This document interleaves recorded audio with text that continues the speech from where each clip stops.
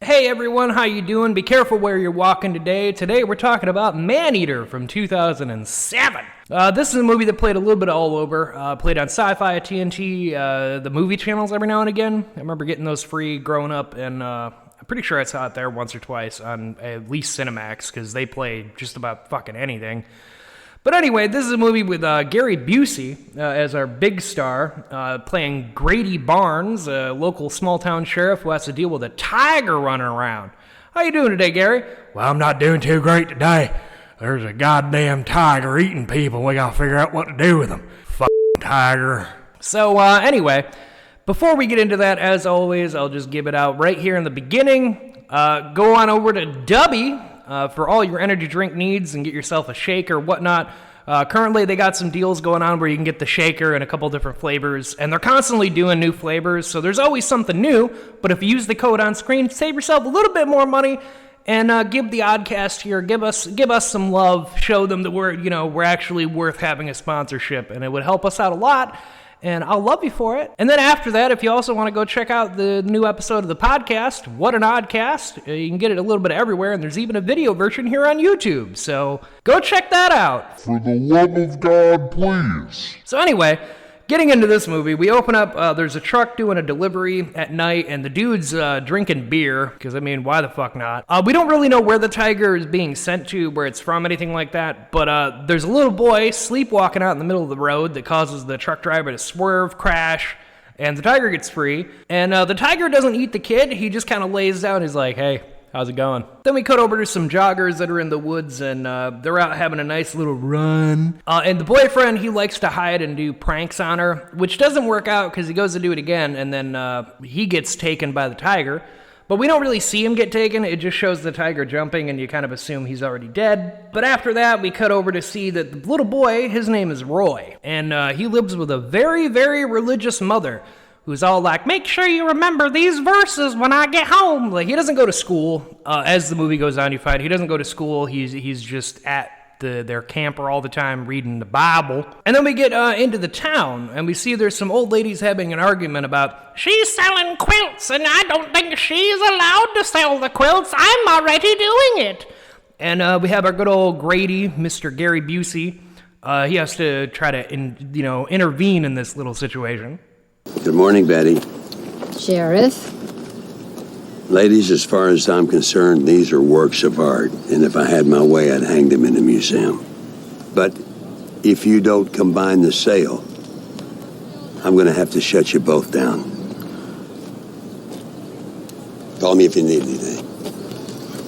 But as they go there, they leave, and the deputy gets a call about, hey, the jogger's missing, the person's here to report it, and they try telling her, like, well, we have to wait at least 24 hours. But Grady, he's lived here his whole life, so he quickly is like, all right, get the tracking dog, bring me a piece of his clothing, we'll see what we can do. I know he's important, blah, blah, blah. And they go to do that, but then the dog gets scared because it smells the tiger, and they're like, I don't know why the dog's so scared, he don't want nothing to do with that hair. But they do get another call that there's another missing person, like goddamn 2 in a row, and it's a little hermit who goes out hunting and whatnot, and a lady who normally brings him supplies, and they do find him. I mean, they find at least some of him, because the tiger kind of got to him also. But then cut back to the religious mom and her little boy Roy, and they're reading Bible verses, and she puts him to bed. But then he's like, no, I want to read my Zootopia. You remember Zoo Books? Basically what this kid has, he wakes up and he's like, I need to read more. And we see that the tiger kind of comes up and just like chills by the window. And then we get that the boy like is sleepwalking and he's like, he is the tiger, is kind of how they're making it out to be. He wakes up the next morning, his mom calls out to him, and we move on. Because back in town, the sheriff is talking with the local doctor while they eat some steak. Probably not the best thing to be eating while you're trying to look at dead body parts. What do you think happened? I think it's gang violence, or a drifter, or a transient, psychopath, a serial killer looking for body parts for a trophy. But he wasn't cut up. He was chewed up. You see these ridges here? Not cut, bitten, chewed. And And the sheriff's skeptical with the doctor about being like, it has to be an animal, because I don't know anything else that could have done that. And, he's all like, no, it has to be a crazy killer, or some kind of vagrancy or something. There's no way there's an animal out there. But of course he's wrong. But, they'll get to that. But then we do see that there's some deer hunters. They're out doing their thing. The one guy's going to go play paintball because they're not seeing any deer, which is because there's a fucking tiger. So all the deer are like, fuck that shit. But the one guy gets got. That? Yeah, he's just gone. Because tigers are incredible predators and very fucking good at doing this kind of shit. So, nobody in this town stands a goddamn chance. But then the police, they find the remains of this guy, because obviously the friend reported, like, I don't know what happened.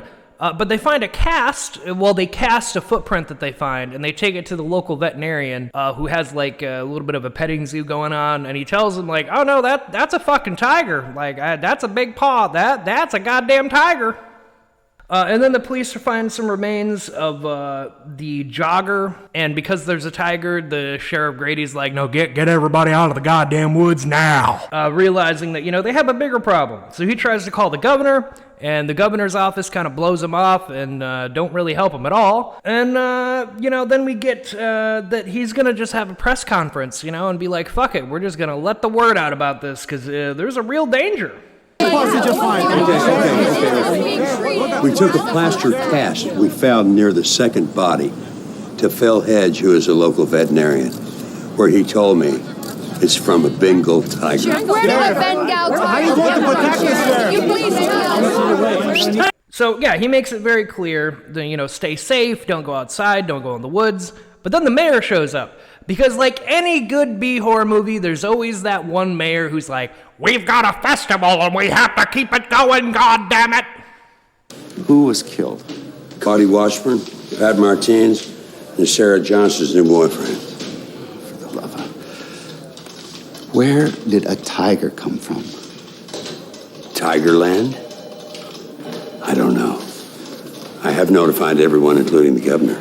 Yeah, the mayor tells him, like, don't cause a panic, don't do anything fucking stupid, it'll be fine, just deal with it. Because, that works out in any of these fucking movies. And then we get another tiger vision of Roy, who's looking at his zoo books, of a tiger. And we get another, like, sleepwalking vision of the tiger in the woods. And the next morning, Grady gets a call that someone posted a $10K reward online for the tiger's head. Because why not?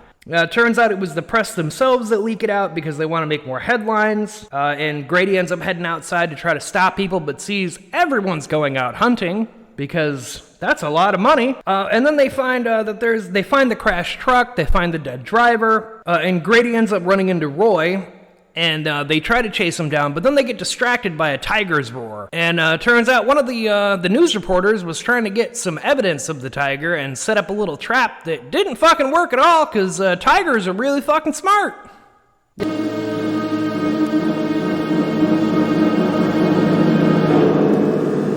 What time is it? 1:47. Yeah, I gotta love it. He, like, posed for the camera, like, hey, bitch, you trying to get me? You looking for me, motherfucker? But anyway, so then after this little incursion, they end up having to deal with the news reporter who hired this photographer. And she's all like, did he get the shot? Like, yeah, he got the shot, but he's fucking dead, bitch. Like, like, what the fuck? And then we cut over to that night. And Grady and his wife are trying to sleep, but Grady gets up to turn on a light because he hates the dark. And I just love this little tidbit here. Afraid of the dark. I'm not afraid of the dark. I hate the dark. There's a difference. Don't worry, little fella. There aren't any monsters out there. It's got little heartwarming, like, little moments like that. They're like, oh, that's all right. But of course, things are just going absolutely terrible. Like, things are not going great. So back in town, the mayor tells Grady, like, yeah, we got the National Guard coming in, and they're just going to take care of this, because I'll be goddamn to my festival, fucking corn and apple festival, I think is what it's called. I'll be goddamned if this isn't going to go on exactly as planned, because, you know, every fucking mayor in these movies is like that.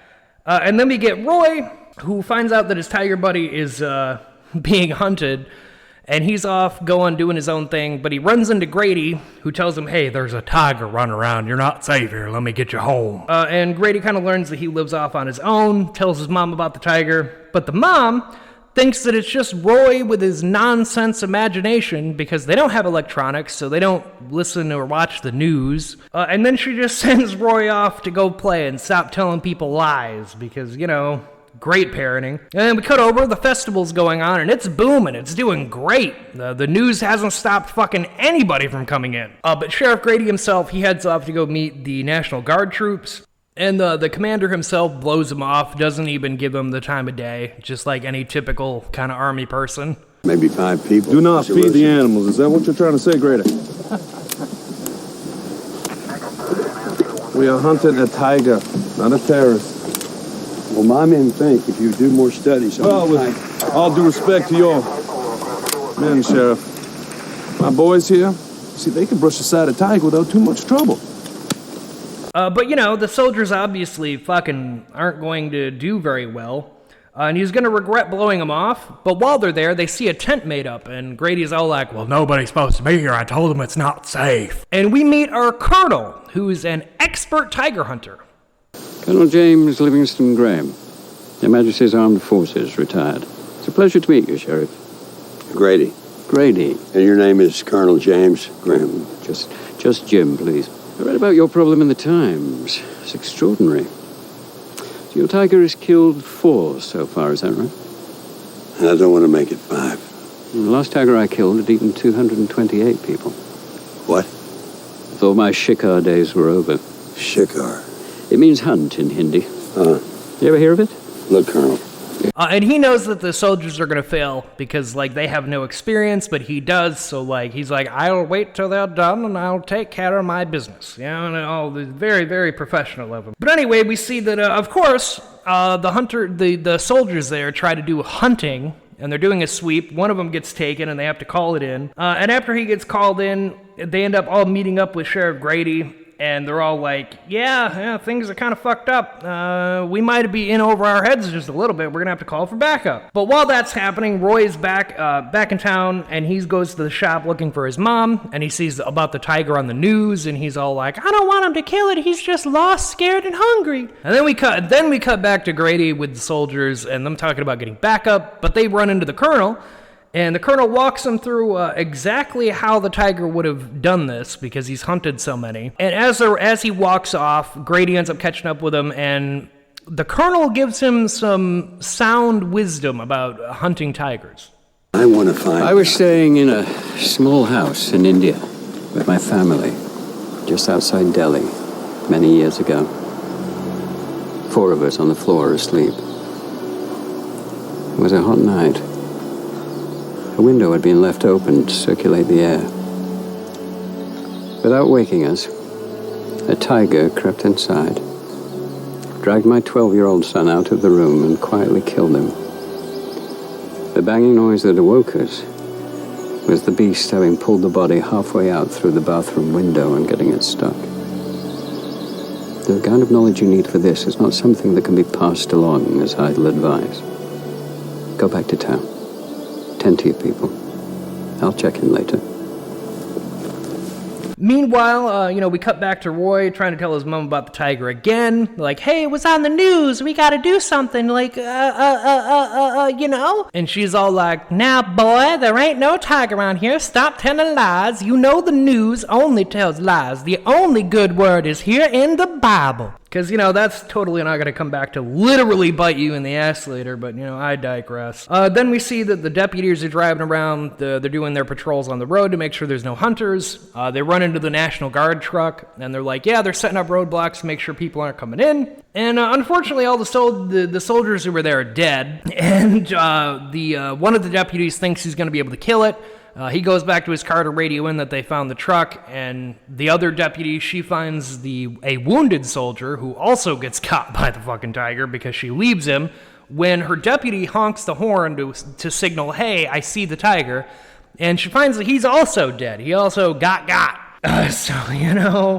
And obviously this all gets called back in to Grady, who has to go see what's going on. And then we see Roy outside trying to plead with the tiger about he was on the news and like, hey, why don't you come back with me? I'll keep you safe. And then we cut to the colonel, who's doing more tracking, and he finds a bunch of footprints leading up to the camper trailer there. And he finds that the tiger's been frequenting this place quite a bit. And Roy goes outside and finds the colonel down by the riverbed, and they have a nice little chat about, that the tiger's been frequenting this boy for some reason. Come from Asia. It's a land far away. According to one Buddhist legend, a young boy, severely whipped or given many stripes by his teacher, ran off into the woods. And in his rage, he became the first tiger. Really? Why do you think the tiger comes to you? I don't know. I dream about him. That you're a tiger. Yeah, in these woods.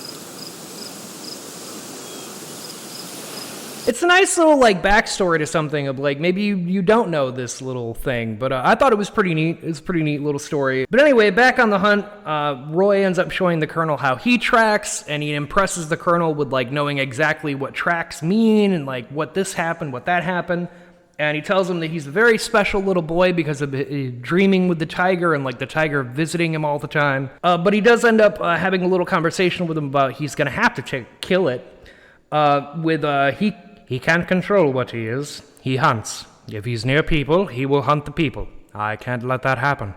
And Roy's real upset by it because he doesn't want to see the tiger die. Then we cut over to Grady, who's back at the cop car. The whole scene with the army truck and his deputy that's left. And he gets real irritated with the police and starts shooting off his gun and telling him to clear the area. And then they're interrupted by the colonel, who then walks him through exactly how the tiger went about dealing with all this stuff earlier. The drop pattern of these casings here indicates a concentrated arc of shooting. It's a sweeping movement.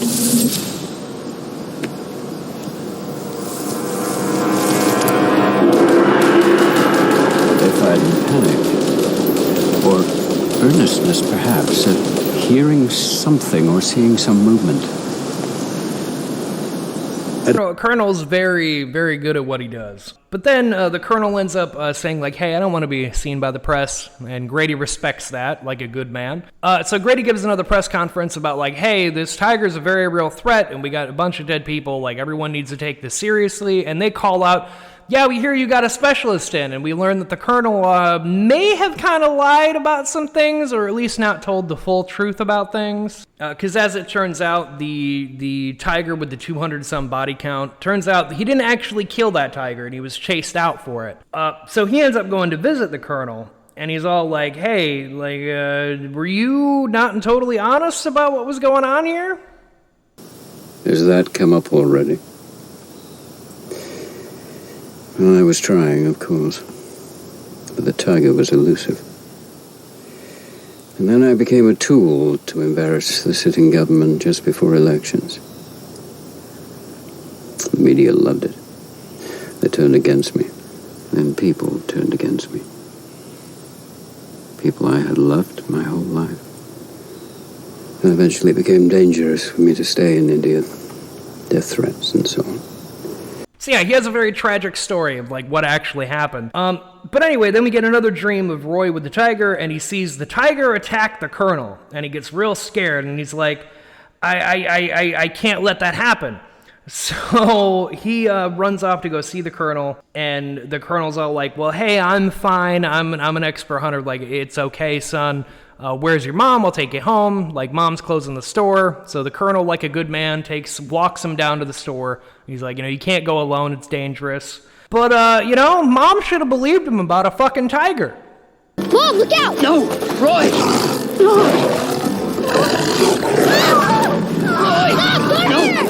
So then here the colonel runs Roy inside the store and shuts the door, tries to keep him safe, like, can't save your mom, I mean, she's fucking dead, but I can at least save the boy. But then the tiger ends up getting inside the shop, and, well, unfortunately it ends up tricking the poor colonel, and it doesn't work out for him very well. And then Grady shows up because they get a call about the store alarm going off, and he thinks it might just be some hooligans, whatnot, but then he gets surprised by the tiger.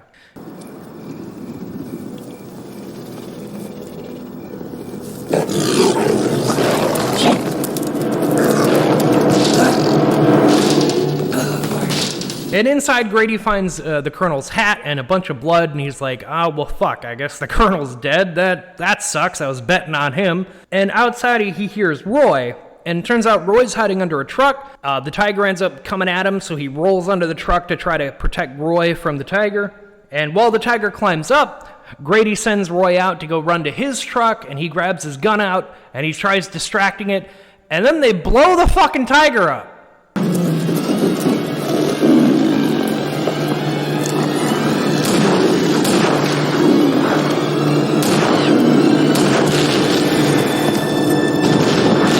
I mean, that's one way to deal with it. That's one way to kill the tiger, I suppose. But it's not all doom and gloom or anything, because it turns out the colonel's not dead. He's just kind of fucked up.